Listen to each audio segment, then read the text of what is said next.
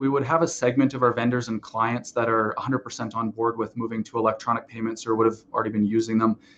But convincing some of our other vendors and clients to move to different forms of electronic payment was also a challenge. And I think the way we overcame some of those conversations was just talking through some of the benefits that they were going to see. So when we think of our vendors, for example, on the electronic payment side, the payment comes through in a more timely manner. You're not waiting around for that check to be delivered in the mail and going to stand in a bank line and deposit those checks.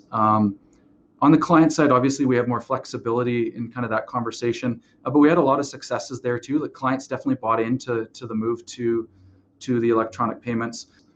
A few of the other items, I would say, just making sure that these new tools integrated with our existing platforms. So whether it's our ERP system or our banking system, we wanted tools that were easy to integrate and that we weren't having to create workarounds in that respect.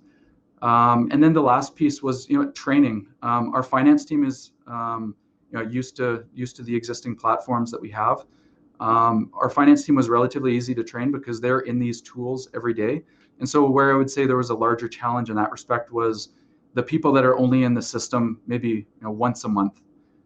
So mainly the approvers that go in and they're trying to assess what the transaction is, what's been processed, maybe look at the backup to that transaction and going in and approving it. So I would say that the training was a little bit of a hurdle to overcome as well, but it was after a few months it was dealt with.